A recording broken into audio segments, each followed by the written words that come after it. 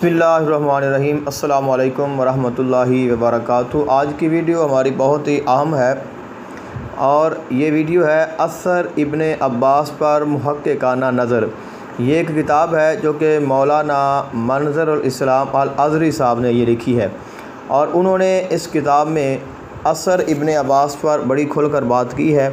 और ये वही असर इब्ने अब्बास है जिसकी बिना पर मौलाना कासिम नानोतवी साहब ने तहज़ीरुन नास मिन असर इब्ने अब्बास किताब लिखी और जिसके बाद फिर इसके ऊपर आज तक जो है वो बहस मुबासा और बातचीत जारी और सारी है। तो असर इब्ने अब्बास चूँकि इसकी बुनियाद है तो हम इस पर गुफ्तगू कर रहे हैं। इससे पहले भी एक वीडियो हम बना चुके हैं, इसके ऊपर 10 जवाब हमने पेश किए हैं जो कि असर इब्ने अब्बास की जो सेहत है और उसकी जो सनद है और उसके मुतल्लिक़ जो है वो बहुत तफसीली वीडियो है, उसको भी आप ज़रूर सुनें, इंशाल्लाह आपको बहुत फ़ायदा देगी। और ये हमने इस किताब को हमने लिया है तो हमने इसमें से ये किताब तो तकरीबन 32 सफ़ात पर मुश्तमिल है, लेकिन मैं इसमें से आपके सामने कुछ चीज़ें पेश करूँगा। इन्होंने बहुत तहक़ीक़ की है। अगर ये किताब आपको चाहिए तो आप मुझसे भी हासिल कर सकते हैं और अगर आप इसको इंटरनेट से डाउनलोड करना चाहें तो आप इसको ख़त्म-ए-नबूवत.ahl-सुन्नत.com पे जाएँ तो वहाँ से आप इसको डाउनलोड कर सकते हैं। क्लिक फॉर मोर बुक्स अहले सुन्नत किताब घर, तो ये इनकी वेबसाइट्स हैं, यहाँ से आप ये किताब जो है ये डाउनलोड कर सकते हैं।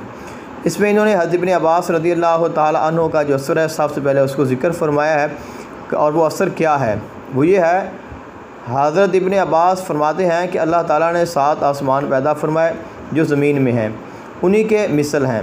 फरमाया 7 ज़मीन की तख्लीक़ की, हर ज़मीन में तुम्हारे नबी की तरह नबी हैं, आदम की तरह आदम है, नूह की तरह नूह है, इब्राहीम की तरह इब्राहीम है और ईसा की तरह ईसा है, यानी कि तमाम नबियों के मिसल जो हैं वो हैं।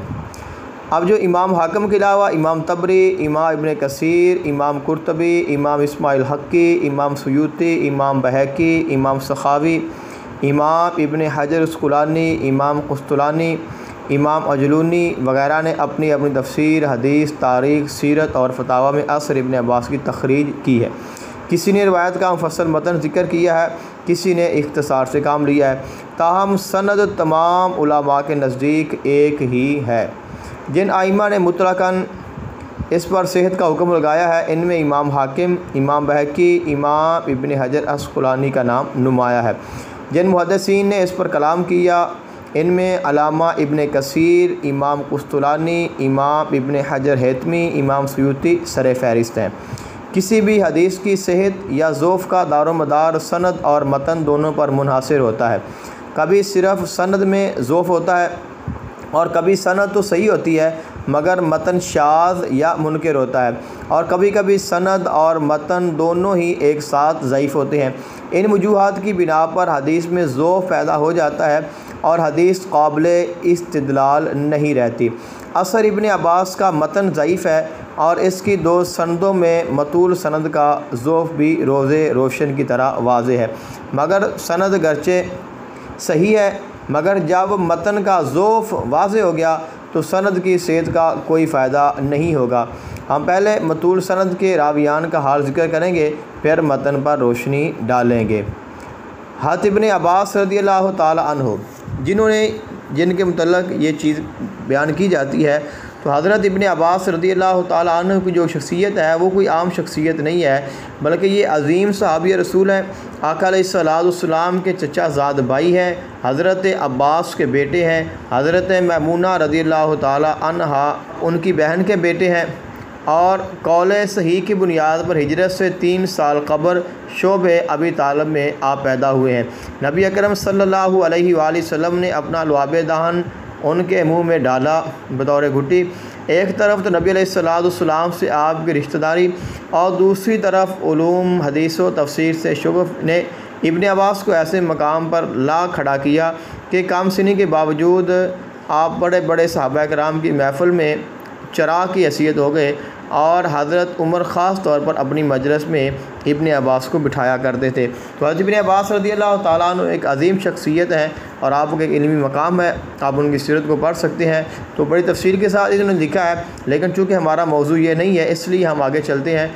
और जो आपकी खिदमत में मैंने अर्ज़ करना है वो ये कि इन्होंने इसके ऊपर जो गुफ्तगू है जो कि मज़कूरा तफसील के बाद असर इब्ने अब्बास से मुतल्लक़ आइम्मा मुहद्दिसीन का नुक्ता नज़र जो है वो क्या है।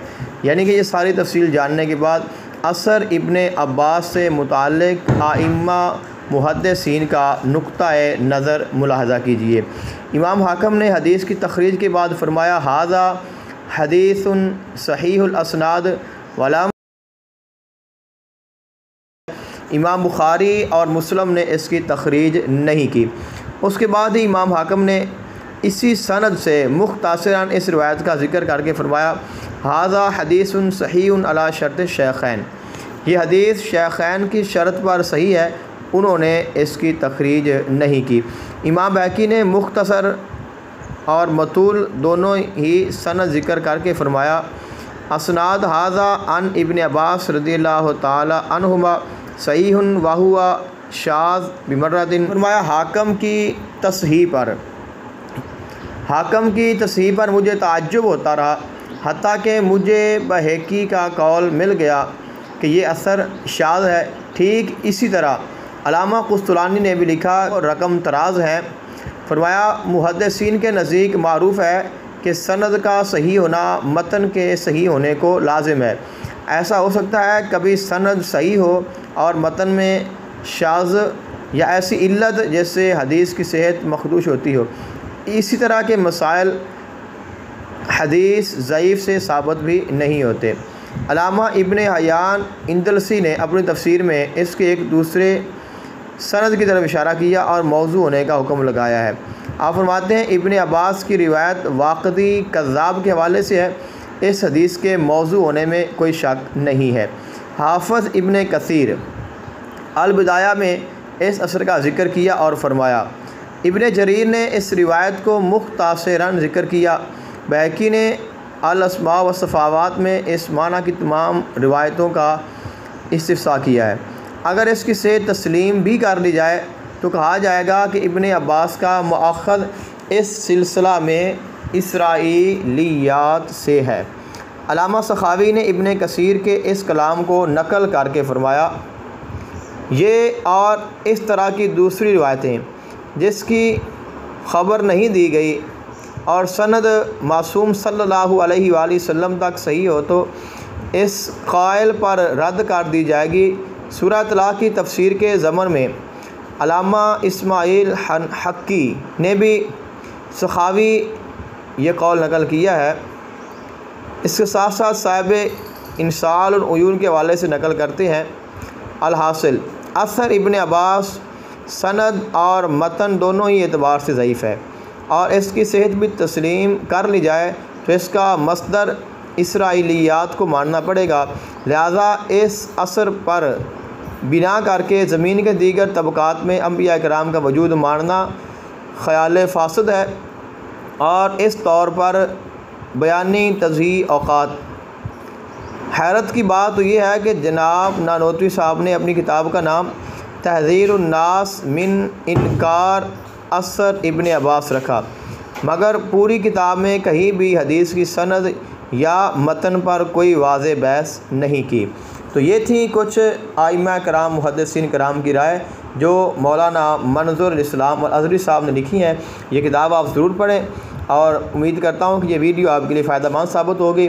अगर आप असर इब्ने अब्बास पर पढ़ रहे हैं या इसके ऊपर आप जानना चाहते हैं तो ये आपको बहुत फ़ायदा देगी। दुआ में याद रखिएगा, इंशाअल्लाह इस पर मज़ीद भी वाली वीडियोज़ आएँगी। अस्सलामु अलैकुम वरहमतुल्लाहि वबरकातुहू।